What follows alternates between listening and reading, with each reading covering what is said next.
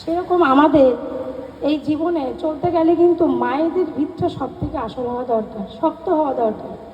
কারণ একটি ছোট্ট মেয়ে, বাবার কোলে মেয়ে, স্বামীর ঘরে গিয়ে কারো স্ত্রী, তারপর মা, তারপর আবার সেই মেয়েটি কারো কোনো শ্বশুর বা শাশুড়ির বৌমা হয়ে ওঠে। তাহলে ভাবুন, একটি ছোট্ট মেয়ের জীবনে মাথায় কত বড় দায়িত্ব, তাকে চলতে গেলে কতটা কিছু মাথায় নিয়ে চলতে হয়। তাহলে যার মধ্যে এত কিছু দায়িত্ব, যেই পারে সংসার জীবনটাকে সুখের করে গড়ে তুলতে, সেই ওই ছোট্ট মেয়েটিকে আমাদের তাহলে কিভাবে কত যত্নে রাখতে হবে, কত কষ্ট করে সুন্দর করে গড়ে তুলতে হবে। যেমন তেমন করে গড়ে তুললে আমাদের চলবে না। আর এই গড়ে তোলার জন্য ঠাকুর বারবার বড় মার কথা, বড় মার প্রসঙ্গ করেছেন, বারবার বড় মাকে এনেছেন।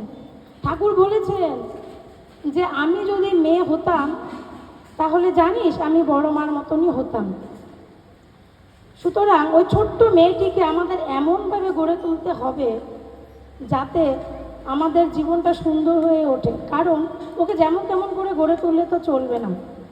আমি যদি ছোটোর থেকে আমার মেয়েকে ঠাকুরের নির্দেশ মতন, বড় মার নির্দেশ মতন করে গড়ে তুলি, তবেই না ওই মেয়ে আপনার বাড়িতে গিয়ে আপনার সুন্দর স্ত্রী, আপনার সুন্দর মা বা আপনার সুন্দর বৌমা হয়ে উঠবে।